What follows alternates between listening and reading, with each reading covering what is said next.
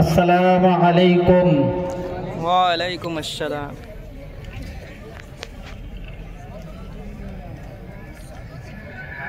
আজকের সভার সম্মানীয় সভাপতি, প্রশাসন, আইবি ও ডিআইবি কর্মকর্তাগণ এবং সম্প্রসারে নিয়োজিত থাকা সাংবাদিক বন্ধুগণ এবং আমার বিভিন্ন জায়গা থেকে আগত সংবিধান প্রেমী ভাই এবং বাবা জীবনগণ, আমরা জানি যে আজ বিশেষ একটা মুহূর্তে, বিশেষ এক পরিবেশে আমরা এখানে জমায়েত হয়েছি। তো যারা আমরা জমায়েত হয়েছি, আমার দু চার কথা আলোচনার আগেই আপনাদের কাছে আমার করজোরে আবেদন।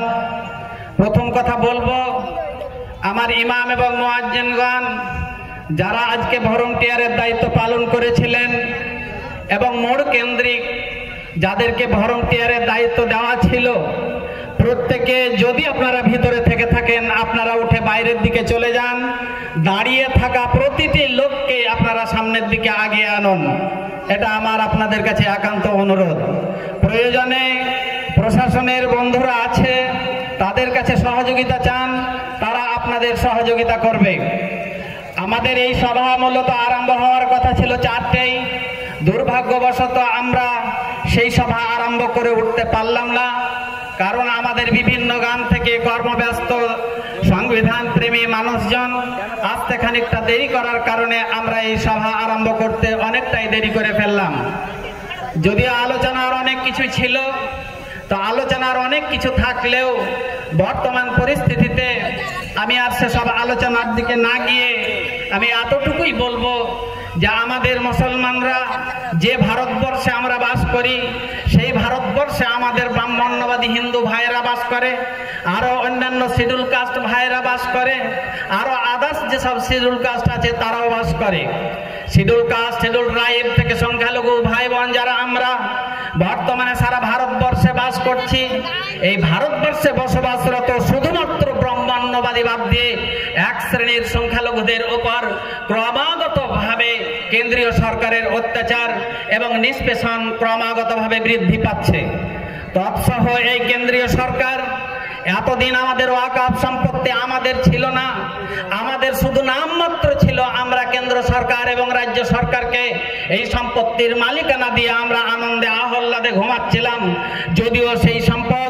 যদিও সেই সম্পত্তি পর্যায়ক্রমে সরকারের পরিবর্তনের ফলে আমাদের সম্পত্তি প্রতিটি সরকারই শেষ করে ফেলেছে এবং ধ্বংস করে ফেলেছে। কিন্তু আমরা এতদিন একটা জিনিস লক্ষ্য করেছিলাম যে আমাদের পায়জামার হাঁটুটা হয়তো ছিটে গেছে, যদি আমরা টেলারের কাছে দিয়ে দিই তাহলে হাঁটুটা হয়তো রিপিট লেগে যাবে। কিন্তু পক্ষান্তরে আমরা তাকিয়ে দেখছি আমার হাঁটুর কাপড়টুকুই কেটে নিয়ে আর একজন চলে গেছে। অতএব এহেন এক পরিস্থিতিতে আমাদের এই সংবিধান ভুলুণ্ঠিত হতে চলেছে। আমাদের এই কেন্দ্রীয় সরকার আমাদের এই সংবিধানের প্রতিটি পর্যায়কে ভুলুণ্ঠিত করে একে একে করে শিকার ধরার মতো আমাদের মুসলমানদের উপরে অত্যাচার এবং অত্যাচারের দাবানল শুরু করেছে।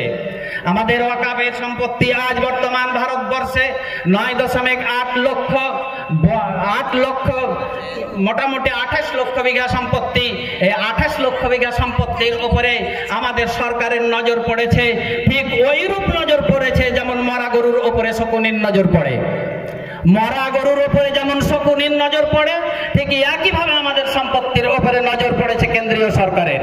এ কারণেই নজর পড়েছে যে কেন্দ্রীয় সরকারকে যে আমানত আমরা দিয়েছিলাম, কেন্দ্রীয় সরকার আমাদের ট্যাক্সের টাকাতে যে সম্পদ গড়ে তুলেছিলেন, সেই সম্পদ শুধু বিলাসিতায় এই কেন্দ্রীয় সরকার শেষ করে ফেলেছে এবং এক শ্রেণীর গুজরাটি বন্ধুদের সহযোগিতা করতে গিয়ে এই কেন্দ্রীয় সরকার সম্পদের দফা রফা করে ফেলেছে এবং মুষ্টিমেয় কিছু ব্যক্তিবর্গকে এবং কোম্পানিকে সুযোগ পাইয়ে দিয়ে ভারতবর্ষের টোটাল সম্পদকে এই কেন্দ্রীয় সরকার প্রাইভেটাইজ করে ফেলেছে এবং শেষ করে ফেলেছে।